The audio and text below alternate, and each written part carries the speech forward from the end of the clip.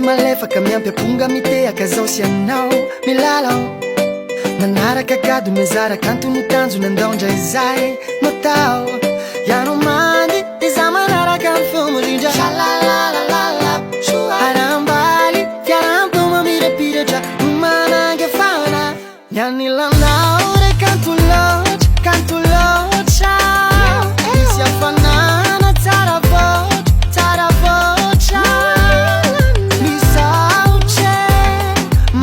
makasitra kartena avy amin'ny fo misaotra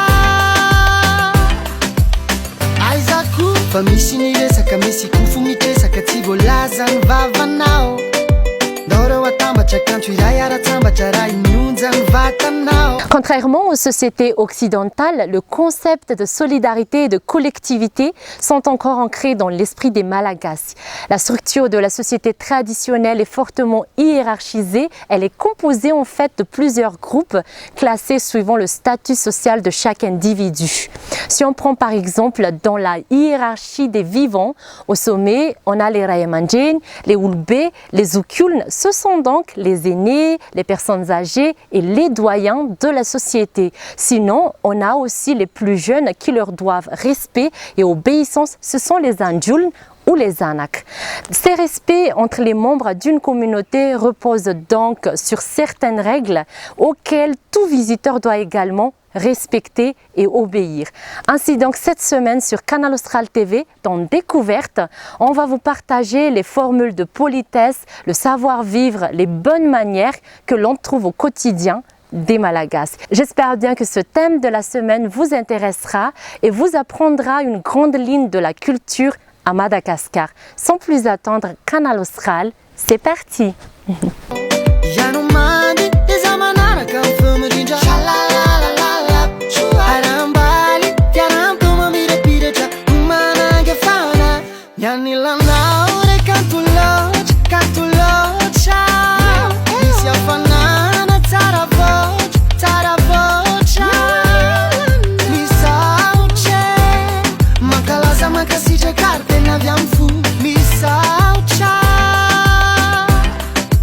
Chaque pays a sa propre culture et qui le distingue par rapport aux autres. Madagascar est une île qui s'écoule indifférence et qui attrape le voyageur par son unique personnalité. Une île de contraste, il faut prendre le temps de s'adapter à son rythme et à sa tradition vivace. Les Malagasy n'aiment pas l'agressivité, ainsi ils ont une culture de politesse. Voici les incontournables sur les valeurs essentielles de la solidarité, du mieux vivre ensemble, du respect des aînés, qu'on a trouvé dans la société traditionnelle. Le fahalalapomba teo aloha dia izao le ray aman-dreny mila hajaina foana na fantatrao le olona na tsy fantatrao dia tokony iarahaba manao ahoana ianao na manao ahoana tompoko izay no ataonao dia eo izy mamaly rehefa mandika olona azafady re tompoko fa raha mipetraka ohatran'izao dia manomba ilanana zafady re zafady mandeha izy mandeha makany an-tsaha ianao zany a eo tonga avy mianatra mandray antsy sisy bika mandeha makany an-tsaha maka ville dia mitondra siny raha tsy mbola nentiny bebe le siny nentiny mamanay dia lasa amin'izay ianao zany mandeha makany. Dia rehefa tonga any ianao a dia mipetrapetraka kely eo dia miresadresaka eo dia miteny izy manao hoe io tsy misy ville fa tonga dia rofy dia rehefa tsy ampy le ville dia ampianao dia rehefa mody ianao zany a dia izy zany mandeha mody dia ianao zany mitondra le siny mitondra le ville le siny zany rehefa avy eo ianao vao miverina maka an'le rano amin'ny siny fa izy zany dia mandeha fotsiny mody zay.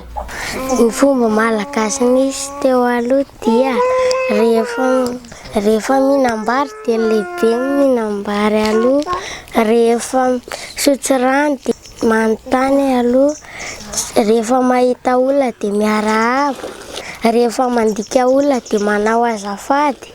Ny fomba sy ny fahendrena teo fiarahamonina taloha raha isakafo, lehibe no mandray sotro mialoha, zay vao manaraka amin'ny vehivavy, dia zay ny ankizy vao manaraka.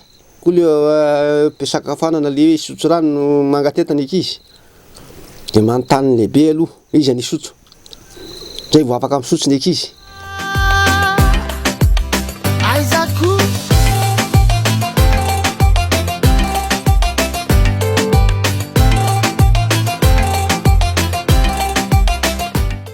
La Grande Île est aussi surnommée l'île des ancêtres, tant l'importance des morts prime sur celle des vivants.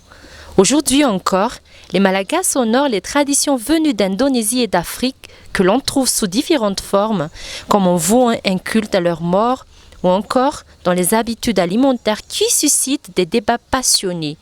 En outre, on ne plaisante pas avec les codes rigoureux qui règlent la vie sociale comme le fadi, tant matériel que spirituel, de chaque village, communauté ou même famille. Fahalala-pomba teo amin'ny tolo taloha zany ny fiarahamonina teo Malagasy feno fanajana be, fanenenan-dalana zandry miarahaba ny ray aman-dreny, manao mba hilalana olon-dehibe raha ohatra hoe misy zavatra lera, ohatra hoe rehefa misakafo dia tsy mitsako aloha amin'ny vazana fa manaja le ray aman-dreny foana vao mandray hanina aloha, avela aloha mihinana dada be sy bebe, dada sy mama zay vao mandray ny ankizy. Zanaka mila mandefitra ny olon-dehibe mihena voninahitra foana. Ohatra hoe tafiaraka amin'ny olona lehibe nan-dalana dia mazefatra izy dia hoentina ny entana mba amin'izay mba misy fifanajana zany amin'izy sady fanomezam-boninahitra le ray aman-dreny. Tena kony hoe tsy azo atao mandaka rindrina fa mahafaty reny be sy ray be. Rehefa mivahiny any an-tranon'olona dia tsy mahazo mipetraka eny amin'ny fandrianan'olona.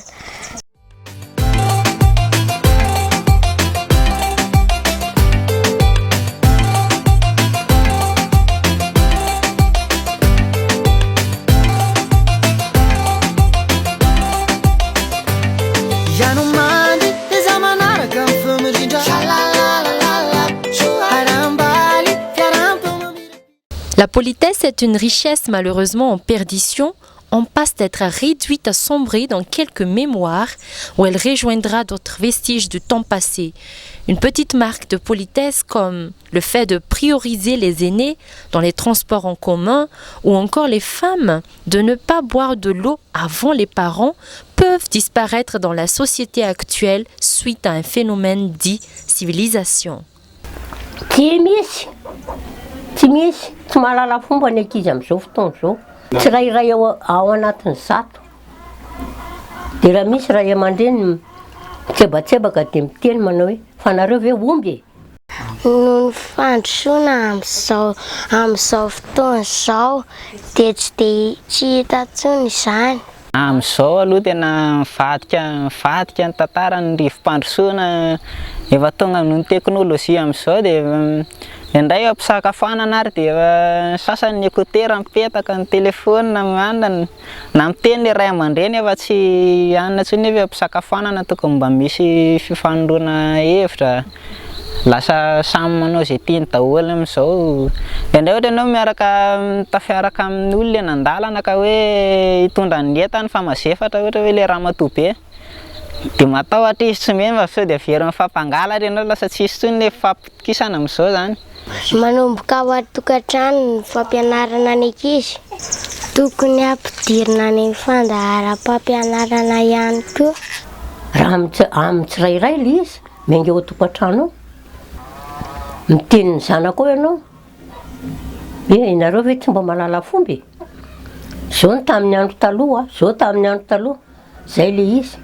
Ny sosokevitra zany tokony mba hoe ampidirina amin'ny taranjam-pampianarana mihitsy zany le izy mba ho fantatry ny ankizy dia mbola kely izy zany dia efa zarina amin'ny tokony ho izy, fa dia le fandrosoana sy ny teknôlôjia koa tsy tokony atao sakana amin'le fifanajana sy fanomezam-boninahitra sy ny fahendrena le izy fa tokony hoentina amin'ny tsara hatrany. Dia ny ray aman-dreny koa tokony mampita amin'ny zanany hoe zao no tokony atao.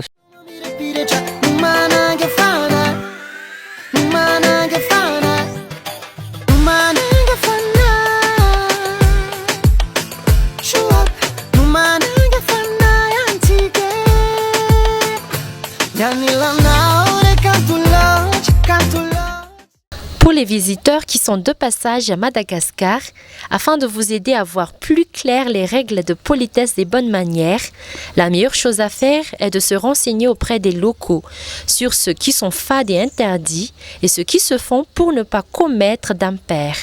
Quant aux Malagasy, surtout aux jeunes générations, soyons des acteurs, des promoteurs qui vont perpétuer ces sagesses et cultures qu'on nous a laissées.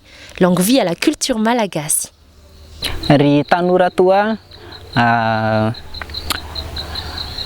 manaja foana ny ray aman-dreny sy ny zokiolona mivoninahitra foana zareo. Tsy voatery hoe hanary teknôlôjia sy ny anana fa afaka ampifanarahana tsara amin'ny soatoavana malagasy le izy dia mandroso ny firenena raha manao ohatr'izany daholo tsika rehetra. Efa lany andro zany, tsy lany andro zany fa fahalalam-pomba. Ny hafatra apetrako an'ny tanora dia izao. Samy io mahalala fomba ny angatahako amin'Andriamanitra dia mba ny hananan'ilay ankizy fahalalam-pomba ahatserova amin'ny vatana. Fa tena ohatrany tena lasa miverina any amin'ny tsizy daholo ilay ankizy. Any amin'ny tsy faleny daholo no aleny. Asa raha entin'ilay fivoaran'ny olona mahita ny olona ilay ankizy dia manenjika an'io fa tsy mahalala le fomba malagasy. Io nge tsy hoe fomba malagasy fa fomban'ny olombelona rehetra. Olombelona rehetra no mahafantatra an'izany fa mitsy manao izy. Ho antsika tanora fanaja ny ray aman-dreny sy ny zoky ka tokony hajaina sakatoavina izy ireo.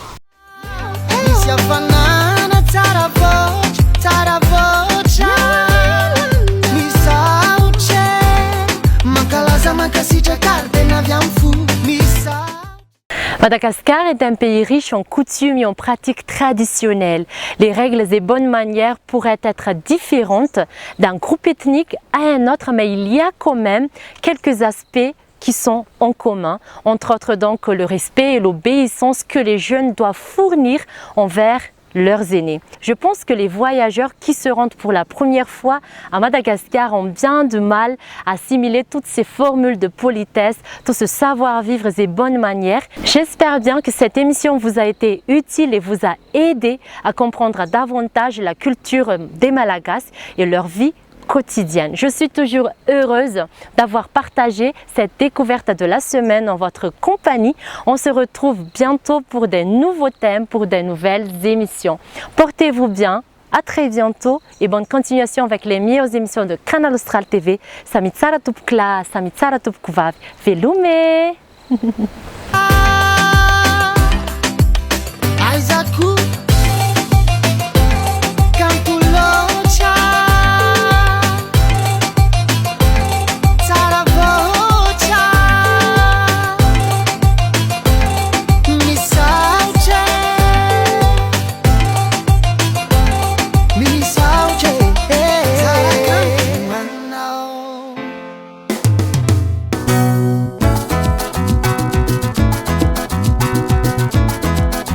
Yeah.